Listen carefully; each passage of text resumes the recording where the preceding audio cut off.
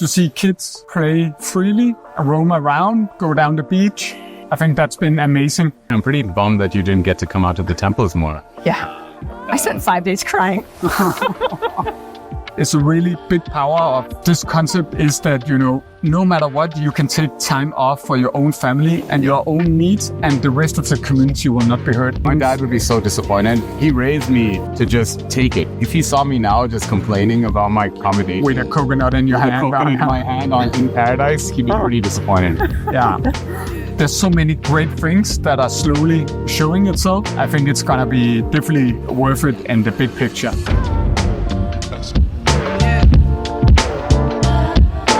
Hello and welcome to the 4th episode of the Traveling Village podcast. My name is Asha. I am a village member. I'm here with Nikolai, the founding member, and Kiran, who is one of the founding families. We're now in our second location, Koh Lanta, second week in Koh Lanta.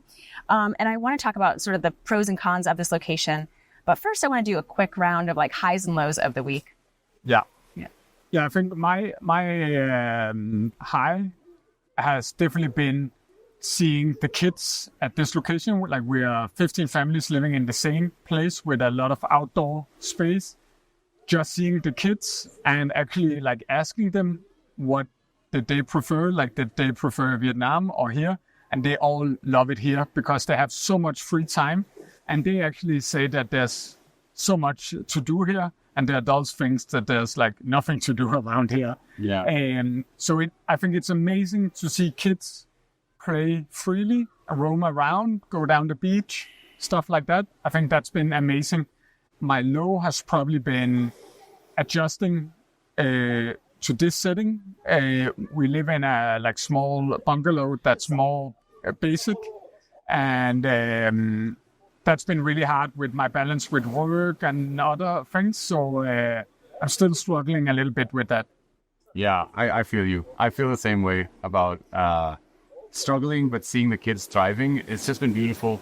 We actually have games of capture the flag on the beach right here, and that's been really fun. But my high was actually in the between days.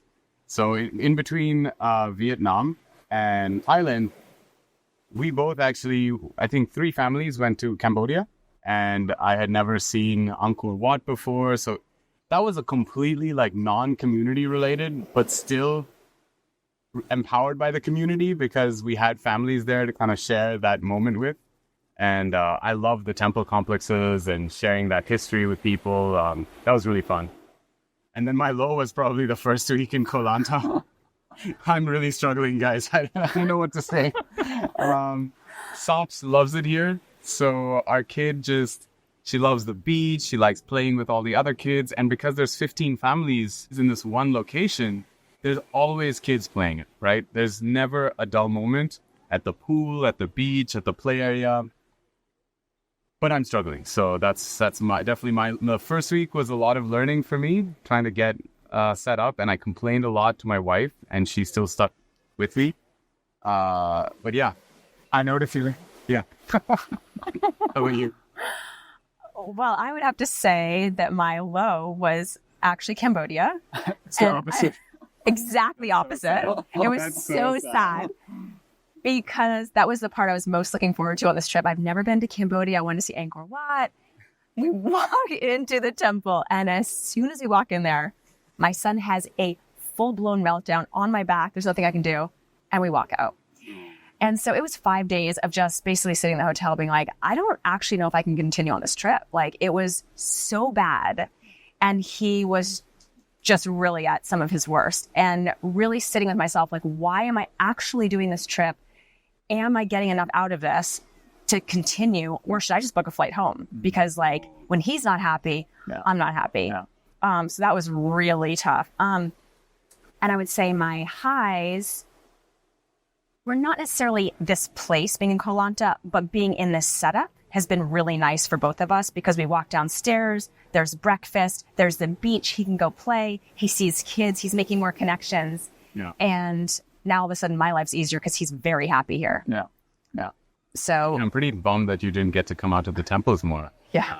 I spent 5 days crying. I think it's going to be, with you, I would love to talk with you in like 6 months or in like 1 year and actually reflect on, because I know it's such hard work you're doing with one kid, and you have a very small child. So it's like very hard. So it's gonna be like, in time when you reflect, will it have been like worth it, or because it's a lot of work for you. It's crazy. So intense. The days are so intense with a young child. Yeah. But it's interesting, because I was talking to you about this, is that one of the reasons I did come on this trip is I'd heard that children's brains develop like 90% by the time they're age 5. And so one of the things I wanted to do is like expose them to all these different things, and in world schooling. And world schooling to me is like educating your child through exposing them to different cultures and languages and different ways of living. And looking back, like that's actually one of the reasons I decided to stay. I was like, you know what? He is getting that. Even though he learned one word in Vietnamese, he understands that like there's other languages and there's different kinds of people. So I was like, you know what? It's worth it. I'm going to try it out in Thailand for a couple of weeks, see how it goes. And so far I'm like, this is great. I mean, he's literally at this very moment getting lessons from a former lifeguard on how to swim. Yeah. That's pretty cool. It's very cool. Yeah. I know everyone has such different skills in this community. Yeah. And I think that's one cool thing also about being here, is that there's not a lot to do. So maybe you can kind of go into that a little bit. Yeah, I think it could be maybe fun to like list up the different things that's happening here, because I think the big difference. My dad's FaceTiming me. He knows we're recording. Yeah. You can just join in. Yeah. Hey, Dad. But in Hoi An, in Vietnam, there was so many activities, so much stuff to do. And here there's less stuff to do. Like there's less guided tours, there's less museums, less stuff to do. But what's been going on is like a lot of the members they have been creating stuff. So I think, if I remember correctly, we have had like a coding class for the kids with Giuseppe. There's a first aid class coming up for the kids too, with Ashley and Trace. You're doing a waves class. Yeah, I'm about to do a 3-part class on all about waves. And that should be fun. Perfect, right? Perfect setting. Perfect setting. And there's also, Martin is doing like a more structured workout thing, where he is also teaching people about like the things, like the... How to work out in gyms and weights. Yeah, and the philosophy and stuff like that. Pop-up power hour. Yeah. But it's not just like... Papas and mamas, so. But it's not just like a workout. He's actually teaching you guys stuff. Yeah. And there's a women's group. And what I thought was really cool is, I know that in a co-living situation, like we started having weekly meetings about what's working here, what's not working. And I thought it was really cool that they decided to have a kids group to talk about what's working for the kids and what's not. Village meeting. Yeah, which is really nice, because I think that teaches communication between the kids. Yeah. And they were reflecting on what works and what doesn't work. Yeah. Sadly, the proposal of ice cream every day was shot down. Really? Yeah. I'm a big supporter of that proposal. Mandatory ice cream every day? Mandatory. Yeah, absolutely. And also... Gross misuse of communal funds. Yeah, exactly. But also, I think what's been really nice here is that we are 15 families living here. There's not so much to do. So I've had, like, in the first 7 to 10 days, I've had much deeper conversations with a lot of people that I didn't get to have in Hoi An, because in Hoi An we were spread out a little bit more. So much were going on, and there were like logistics and, so it was super cool, so much to do, but I never really felt like I had the chance to actually really connect with people. And this location is really offering that.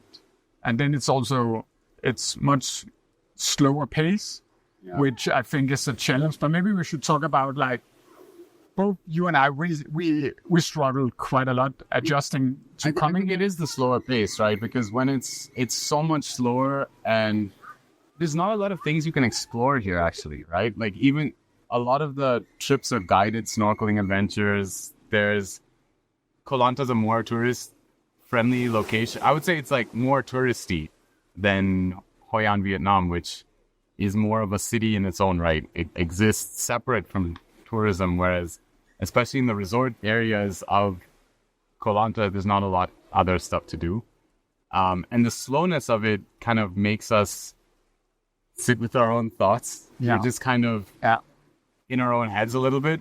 And the heat just gets to you. the mosquitoes. And the mosquitoes. Yeah. So it's kind of forcing us, especially out of our comfort zone, because I don't know about you. Actually, I do know about you.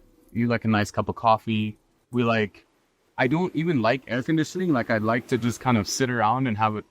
I'm from one of the most comfortable places in India, Bangalore. It's like always good weather all year round. I kind of value that in my location. I value all these creature comforts. Like, I like having a separate study area than my living area, and here we're all in one room. So from that perspective, it's a lot tougher. But I think being forced out of our comfort zones gets us into this conversational mood with other people. Yeah. Like, I don't know, I'm bonding with a lot of people over shared discomfort, shared frustration. Yeah. I find a lot of value in that. Like, even though, complaining should be kept in check. In smaller circles. Yeah, in smaller circles. But I love it. Like, I'm actually enjoying getting to connect with people. And even though it might feel like a little superficial because we're complaining about stuff, that's where you sort of get to know people, right? Like, that's how it's a great conversation starter. Is like, what crazy thing happened today that you had to deal with? Yeah. But it's also because in this location, we wanted to try to get as many families to live in the same place and to co-live. But we also have super, super different families, from 1 child to 3 kids, and we have very different budgets. So how do you find a temporary space that fits all? Different budgets, different parenting styles. The parenting styles are being some of them are laissez-faire, some of them are more, and I put myself in the helicopter parent camp where I have to have eyes on my kid. So we're figuring things out as a community. Yeah. What are the other differences? No, but also I think just with the budget, because we kind of decided that we wanted this open space, we wanted to be at the beach and stuff like that, and that it comes with a price tag. So we kind of settled on a place where it was affordable, and that the price of that is that we have very basic rooms. And I know for you and me, and maybe some of a few people, that's very difficult because we're trying to do a lot, and I have my work and 2 kids and community, so I need my practical stuff, my practical surroundings. My dad would be so disappointed because he raised me to just take it, right? Yeah. If he saw me now just complaining about my accommodation with a coconut in your hand, in my hand in paradise, he'd be pretty disappointed. Yeah. Hopefully he paused the recording before getting to the spot. I just following up with what you were saying about connecting with people. It's like there is nothing to do. And so I find myself at the restaurant all day long, eating way more than I even am hungry, but while I'm sitting there watching my son play in the sand next to me, people just kind of walk in, get a drink, and then you just connect with people so easily. And just, because I think for me, it's been a little bit tricky because they have the women's groups or they have a yoga group, all these things going on. And I can't join as much of those things. And I think we were talking too about, I think the way that you connect with people is by having shared experiences. Yeah. And so by having them just come in, we can kind of talk about what's going on here, things like that. So for me, it's been easier. Yeah. Oh, to connect. Yeah. You're just getting more time. Right. But it's also a little bit funny with the slower pace, because if you look at our calendar, it's packed. There's so much going on. And, when my family has normally been on a vacation, we would never do as much stuff as we do now.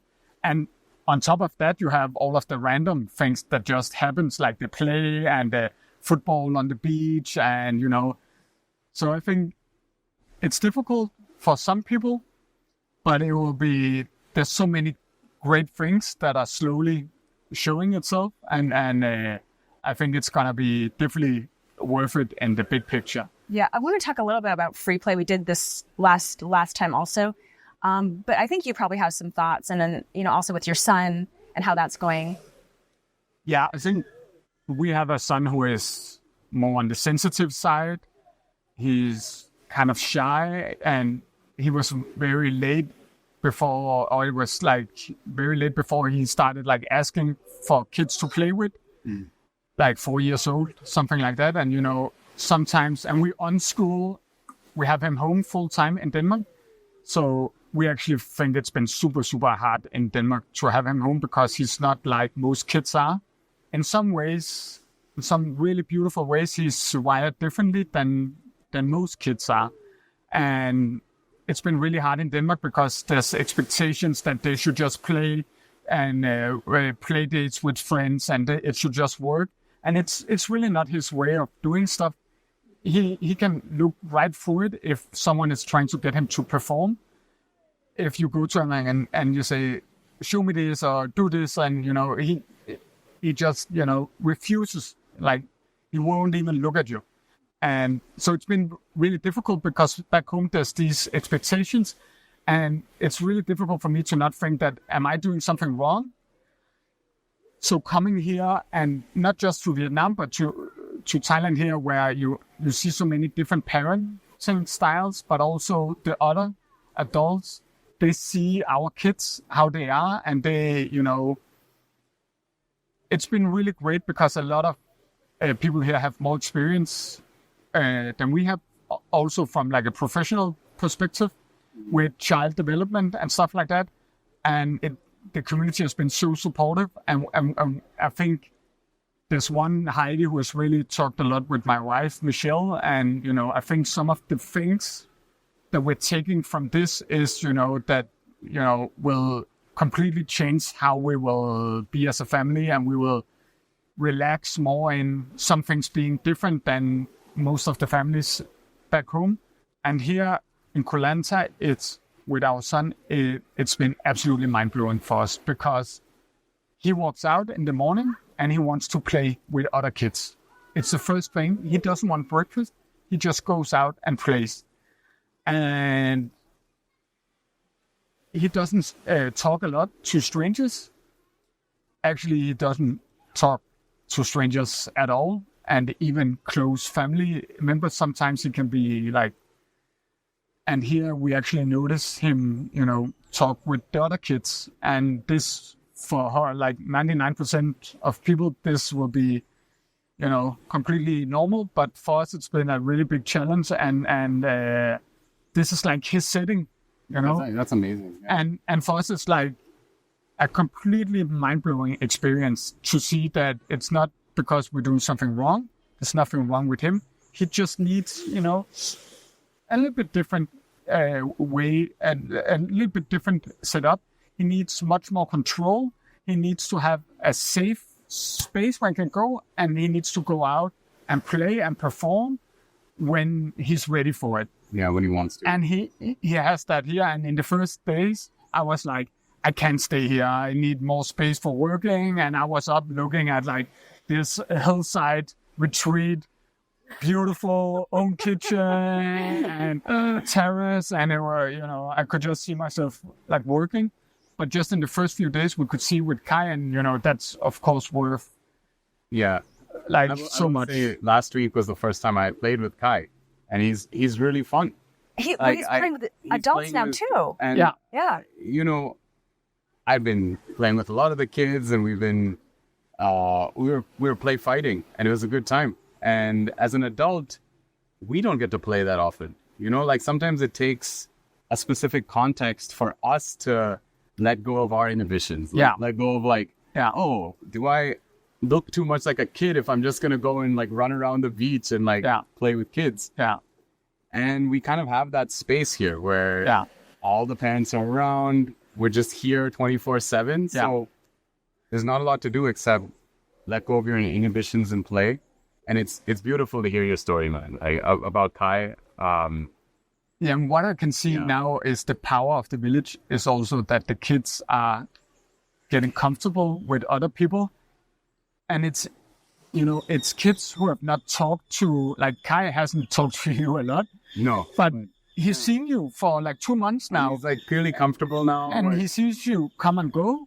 So he knows, he trusts the environment. Yeah. And, and I was talking to this journalist about the village. And suddenly I just realized how much of my thoughts in the design of the village was actually based on our family life, and especially with him. How would he be happy in a traveling environment? How could he be happy? And the consistency of the people, that it's not people who comes and goes and then we have to meet new people, that would never work for someone like him. And some adults are like that too. They need a more stable. So I think that's a really, designing stuff for maybe the more sensitive cases. Yeah. It also makes, for example, the communal meals. Kai is he can be sound sensitive, but how do you make 70 people with 35 kids? How do you make a meal nice for a guy like Kai so he actually wants to join? And I think if it's nice for him, then it's also nicer for the outgoing person who doesn't mind the noise. And recently, that is the first time I put two and two together. I think a lot of the reason as a group we're thoughtful and we're able to make it work with so many people is because it started with your own family and the way you thought about it. It is like a lesson in accessible design, almost like we're designing for a few sensitive kids too, but it works really well for the group because when you start scaling up to 70 people, these things matter. Yeah. They matter a lot for the little kids. They matter a lot for the adults so that it's not overwhelming all the time. And I really do think a lot of the structure that we have in place, 2 times communal meals, making sure that there's open space in every communal meal so that kids can run around, making sure that there's like a 2 to 3 hour window for each communal meal so that people can come and go. Yeah. So there's lots of flexibility. And we didn't want like formal sit down things. And I think I see a lot of that design decisions come through. So it's been really cool. I had not put 2 and 2 together until recently. Yeah. It's really cool. And another structure thing that I really like is the 20 families. That's the number one, not negative comment, but the thing that people mention is like, why 20? It's too much. Logistic nightmare. I don't want to travel with 20 families. I've gotten so many of these comments because people imagine, like a big bus and 70 people and a tour guide. But I think, it's a really big power of this concept is that, no matter what, you can take time off for your own family and your own needs, and the rest of the community will not be hurt. Just today, one family is going for themselves on a trip for 3 nights. And so what? It's perfect. They can do it and they need it. They want to do that exploring. Maybe they need a bit of time for themselves. And there's absolutely zero negative reflections on the rest of the village. And that makes it, at least for me, much more comfortable to be in and relaxing. And it puts a lot of pressure off. Yeah. Because I was going to say for the 20 families aspect, it's so new. And I don't think as a village, we've come to terms with it. I think certainly Nikolai has. And the founding, because I was part of the founding group, I've thought about this for a year plus. But I do think that's one of the very it's a very challenging aspect for the whole village to come to terms with, that just because we're 20 families traveling together, there's a level of flexibility that everyone needs to expect. It cannot be tour guides. Everything is not a managed experience. There's a lot of ownership that everyone has to take to make a village of 20 families work. And I still see that as a problem, as a problem that we have to solve over time. And it breaks down once in a while. It breaks down in ways where maybe 1 or 2 families feel like, hey, we should have transport provided to a certain thing. It breaks down in excursions. We've had a lot of discussions about how do we plan trips for the village and whether it needs to work for all families or whether it can only work for 5 or 6 families. And obviously Nikolai and we've come down on one side, which is, hey, if you want something, you should plan it. But it's a break from the system, right? It's different than how anyone else would do it. For everyone else, if you travel together as 20 families, you are doing things for all 20 families. And so that is a breakaway from the norm that we are trying to instill with this traveling village. And I also think the families who join this are all very thoughtful. And so, like the kids, I mean, the weekly meetings, I think, is so important. Like just keeping that communication open with everyone. Because in the weekly meetings, everyone does have very different opinions on things, but we're also listening to each other, right? For sure. I think the one challenge that I've seen is that people, because it's non-profit and it's a community, that people feel that they should do a lot. So I think for a few people, or some people even feel bad that they are not doing enough. I certainly feel that way too. And it's hard to get away from that feeling when there's so much going on all the time. Yeah, and people sometimes think that, I should do this and I should do that.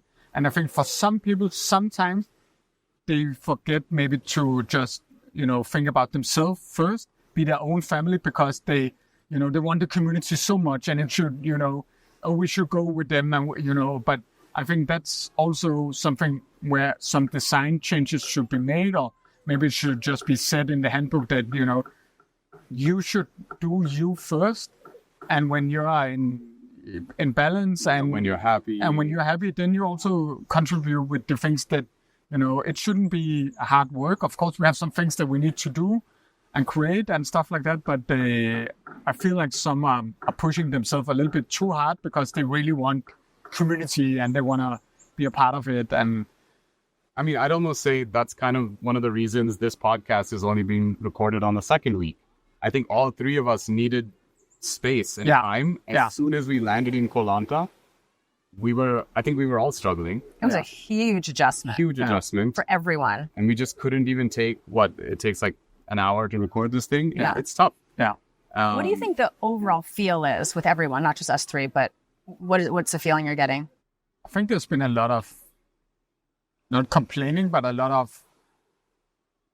of comments around, and I think it's the slower pace, not so many things around to do, and also for a lot of people, I think they're really struggling with living more basic, and but so I think people are maybe struggling a little bit more than like what they want or prefer, but in the end, I think it's gonna be good, because it's also part of the project is also that we're going to go through some hard things. Yeah. It's not a super nice beach vacation where everything is just perfect the whole time. It's a community and it's an experiment. And the idea is that we all go home and we learn something so we can take more conscious decisions in the future. So I think going through we need to embrace that we're not all thriving and in full balance the whole time.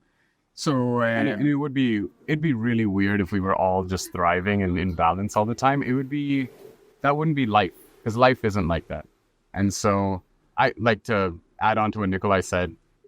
I think a few people who are really used to the slower pace are thriving. Like, I think this is a beautiful location, and a lot of people are thriving because they love watching their kids just having a blast. And that's true for me as well. Like, I'm personally struggling, but because we have kids that are all just kind of living their best lives here on the beach, it does make up for it in a large aspect. But the hard things can coexist with it being like beautiful and worth it. And I talked with a family a few days ago who are working US time, so they're working during the night, and they have like a 2-year-old, completely crazy setup. And they of course say this is not sustainable for them in the long run to live like that, to work during the nights, and then they have the kid during the day, and but they say that this is just exactly the right thing for them, and they're experiencing so much that they wouldn't do back home where they were working like during the day. Here, she went on a snorkeling trip the other day and it was just amazing and stuff like that. So I think it's so hard for them, but it's so worth it for them. And I think that they're going to learn so much. And I think that's what we are experiencing too. I have a question that's a little bit off topic of this, but I just want to get your feedback. So the kids on this in the traveling village are amazing, I have to say. Like, the way they're all getting along, the way the older kids are, we've talked about this before, taking care of the younger kids. I know my son is just loving all the kids of the different ages. Do you think this is the traveling village? Do you think it's the people who have raised these kids? I'm just curious what your thoughts are on this. What's in the water? What have they been doing? Because yeah, you're right. Because the teenagers are more thoughtful than I remember myself as a teenager. I remember dealing with other teenagers. I don't think I was up for just playing with little kids or looking after toddlers all day. They are amazing. They're good. They're a very good bunch. Yeah. Super polite. Yeah. They're able to connect with adults and It's probably a little bit of the intentionality with which they've been, their upbringing is pretty cool, because if you're on this trip, which is a kind of against the grain, against the norm, you must have that level of intentionality. I think that might be part of it. The other thing could be they've changed context so much that you drop a bunch of kids in like a nice environment and they kind of naturally thrive. But when you force them to do things, they become like a little bit, it's constraining. So in school, when you only deal with your own age group, all that peer hierarchy comes through, then maybe you develop habits that are not the best. And maybe when you're just in a group with a lot of age groups, maybe some of these things happen naturally. Yeah. It's tough to say. What do you think? I don't know if we're just like super lucky, but I think that the structure again helps a little bit, because it seems like that all of the kids have someone else that they are playing with and doing fun stuff with. Like they all seem like they connected really well. So it's not like it's more tough when you're traveling alone with the kids and the social things. So I think they are also just really thriving, and it's becoming more and more clear, because they're also getting used to seeing the same faces and again, and it's easier for them to change location because it's the same people they see again and again. So I think that helps a lot, but maybe we're also just like super lucky that they are. I mean, he's good. It's just good people. Right. So moving on a little bit. So we have so many people that we're traveling with, 70 plus people. So when we're traveling, there's obviously this huge impact. We kind of have this whirlwind that comes into different places when we go places. So there's obviously in tourism, there's a huge financial kind of implication with that kind of stuff too. Do you have any thoughts on? I mean, I do think there's a huge positive impact at a personal level that we've kind of talked about. But I feel like we're weighing that against the tourism impact or whatever, the financial impact to the places we're traveling to, and the environmental impact. So it's like at three layers. And we kind of have to make a trade-off there. Because the personal impact is the sense of adventure. You get to learn about new cultures. It's excellent for building community and learning about new cultures. But yeah, I do think when you travel to a new place with 70 people, we end up breaking certain processes they have. Like Koh Lanta has a lot of small scale locations, and us coming in, they sometimes have to shut the whole restaurant down to accommodate us. So yeah, it's tough sometimes. I think the tourism is the best tool for wealth distribution around the world. Like the most natural way to do it, that you can go from a rich country to a not so rich country and you spend some money, and then it's impactful in that community or that society. But I think it's fair to say that this project is not making the world better. Hopefully the 20 families will be better off in the future. I hope it will not just be an experience and a vacation. I really, really, really hope that the impact on a personal level will make people, take more conscious lifestyle decisions going forward. And I think that's what we designed the whole thing for. But we are 70 people, 4 months traveling. We are spending a lot of money in total. So I think, we have to, if we were to continue doing this, we would have to learn more about, how do we spend this money in the best possible way. My idea was to, find some experts, because there's a lot of research done in tourism and the impact it has on local communities. And I would love to know more about about those things. Of course, now we're trying small level stuff. Like the last communal meal was at a very local restaurant that we know their history, their story, and like we're supporting a family there. But like how on like a grander, it would be really nice to know. And I think we took 3 locations based on this was the first time doing it, so we didn't want to make it too difficult. Yeah, so they had to be existing tourist locations, right? Because there had to be infrastructure there's some infrastructure is not for some, and I'm not even sure, but could we have gone to other locations and the money would have gone longer or made an impact that's bigger? And I think it's something that we shouldn't say that this project is changing the world locally or anything, but I think we have to be mindful when we're spending so much money, have to be respectful. And I think that's one of the, also circling back to what you said before with what people are struggling with. People are really struggling here in our group to connect with the place in general because it's too touristic. And it's too touristic in a bad way. So you don't feel in Hoi An, which is very touristy. I think we all felt like a connection because their culture was so strong and, it was done in a respectful way. Yeah. And it's not really like that here. So because the beauty of Hoi An is it's also a tourist destination for Vietnamese people. Yeah. And I see this in India all the time too. There's tourist locations that are also meant for Indians, like for the locals. And Koh Lanta is not like that. Yeah. Koh Lanta is not like that at all. Yeah. And I think I think that's something that people actually struggle a lot with. Yeah. That they don't feel that and it's the same with the nature. Like a lot of stuff here is run down. Not just like it's not because it's poor, but it's just like I think someone said that it's like things are too used up here, because of the bad tourism.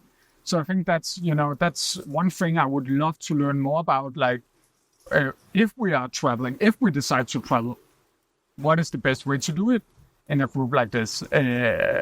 But it should never be, we shouldn't pretend that we are making the world a bit. Can I share my super renegade idea on this? Like I've got like one point that is like a little bit different than what you said, because I agree with you that the distribution of wealth is, I think that is a great aspect of tourism, but I think it should be as unoptimized as possible. Anything that optimizes the spend for rich people from rich countries coming to poorer countries, I think is like a net negative. So if you have a big group and you're getting discounts, I actually think that's a negative. Because I think my whole thing is the tourism helps, sure, but all it's doing is like making up for years of colonial impact and just all this happening across the wealth distribution inequalities across the globe anyway. And now to go back and try to get good deals in these same countries feels off to me. I think we should be working on how to spend more money, right? Mm-hmm. Like if we can, let's just do it. If it's as unoptimized as possible, I don't want to pick and choose, like go through and ask for discounts because we're a group of 70. Yeah, I want us to feel happy about spending money in the local economies and like you said, know their stories, help people run their businesses, and then not be too much of a burden. Because when 70 people come through a restaurant, we sometimes leave a mark. And that's been another theme with the village is because there's so many kids, there's so many adults, and we're mixing time. We're trying to get to know each other, all the adults, we're trying to get to know the kids. Sometimes things fall, which is maybe the cleanliness of our surroundings. So one thing we talked about in the last week is when we go to a communal meal, we have to make sure the surroundings are a little bit better taken care of. And so I think that's kind of the small level details we can do better at, but also at a large level, I want it to be as unoptimized as possible. That's the renegade thought. Yeah. And I think we agree on some things, but I think we also disagree on some of these things. But I think but it's also just super complex, because then you can say we supported a local restaurant, but there's so many layers to it, and and that's why for example, I would love to have this podcast continue when we're back home and then maybe get like experts in and like say, this is our concept. How do we spend money the most mindful way, or with the environmental footprint, that we have a huge footprint. How can we, one, document it so it's like transparent that, okay, and how can we reduce it? But one thing I wanted to mention with the money is I heard from some of the communal meals that we're having here that the restaurants are not so happy about big family groups because there's a lot of world schoolers around here and a lot of them go to the restaurants for hanging out and doing homework and meetups and stuff like that. And then they're there for like half the day and they're not spending money. So we actually had I heard a few of the restaurants were like questioning having our group. And I think that's, we all paid around $3,000 per family into a communal fund. And we actually have a lot of money that we're spending on communal meals, but also events and stuff like that. So I actually totally agree that,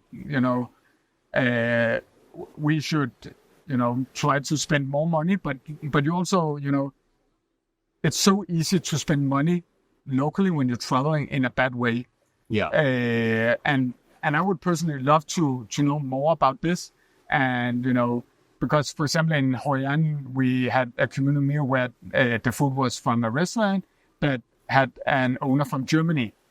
But is that bad or is it good? Because he's still creating jobs locally, but is too much money going? I would love some more like nuance. It's really hard, especially because I love good coffee and good vibes and stuff, and those are usually not locally owned places. Yeah, they can be locally owned, but maybe they are, it's what's the word for it? Like they are, reducing the local culture. And it's like, they're taking the Western culture. Yeah. And then we go, because if you look at all these places, they have the same food. Same vibe. Yeah. They look like concrete and glass. Yeah. This clean, modern look. Yeah. And you can go to every city in the world and you can probably find a few cafes with that vibe. It's like the Irish pubs. It's like the same setup. Irish pubs all over the world. Okay, so to wrap this up a little bit, was this location a mistake? Oh, asking the tough questions. I think you can. I would probably say it was a little bit the wrong place to go, because if the value here is the beach, the free play, and us having more time to slow down and do stuff, then I think we could have gone to, a less touristy place where it's easier to connect with the local people and with nature and stuff like that. But I could change my mind, because I also think that going through all of the difficult things will have that would be positive for the experiment. So maybe in the end, it's the wrong location, but it's actually good for the experiment. Yeah. I mean, so that's a non-answer. That's a non-answer. I'm going to go, I think it's probably a mistake in that I wouldn't go to Koh Lanta again with the traveling village. Yeah. Okay. I think... And you would go to Hoi An again. I think Hoi An was a solid, traveling village 10 should have Hoi An. Yeah. Traveling village 2 probably shouldn't have Koh Lanta. There's just not enough variety. And there's too many different types of people in the group, where this location only caters to a few. And all the kids, which is... It's not nothing, but the beach is available in many locations, but also with a historical city, also with a vibrant culture that you can kind of learn about. Even from a world schooling standpoint, I think those aspects are important. There should be a more there. And so for that reason, I'm going to go, yes, it's a mistake. What do you think? I mean, I've told you guys, I am just not a beach person. So this is a location I was not. None of us are beach. I was not looking forward to this location. So, I mean, it's been okay. I definitely wouldn't come back here again. I know, but I do think it's been wonderful in all the community aspects. Yeah, I do. Yeah. And to be honest, if we were somewhere that had a lot of culture, people might be off going and doing all of that. And then I mean, personally, I wouldn't have gotten to know sort of as many people. Yeah. Because I'm not doing as many things as other people. Yeah. So who knows? I've changed my mind to saying that it's not a mistake because there's also so much learning. Internal learning. Internal, personal, but also for the village, like what, if we had like 3 Hoi An experiences, then it would almost have been too good and too perfect. And there's been so many good things here that you want to, but also some bad things. So I think. But you're just saying like, mistakes are good. Yeah, but this is like the first time we're doing it, so it shouldn't be perfect, And but there's also learnings in it, like from how do you decide the locations, because one challenge with the whole village setup is that we are a lot of people taking the decisions, and sometimes no one is really taking the decision. And I think that's what happened with this location was that we just thought that we want a beach location. We know there's a lot of world schoolers here. We heard that it's nice. And then we didn't give it much more thought because then, it's just a beach. There's not much more to do. So we focused a lot more on Vietnam and Japan. I think we did. And then it was like no one really took responsibility to maybe dig deeper. So that's also a really important learning for me that, how do you research and decide the locations? Yes. So no regrets. Like I'll be super clear. It's no a mistake, regrets. Yeah. But I do think we should have chosen a different location. Yeah. You're right. But there's a lot of positives and tons of positives. I actually really am excited to see how we feel about this once we get to the next place. Yeah, we should do this question again at the end. Yeah. We have another, 3 weeks? Yeah. We have another 3 weeks here. And honestly, every week has improved. It has. I agree. We found the good coffee. We found like the happinesses. Yeah.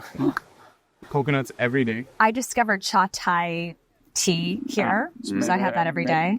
It's made a difference for all the workout groups have kick-started, all the groups have started. So yeah, we'll see. Let's talk at the end. Okay. All right, cool. So we are definitely going to be back next week. We're not going to take another long-term vacation from this. And we will be back next week. And if you want to let us know, have any questions for us, find us on Instagram, traveling_village. And we will talk next week. Yeah, see ya.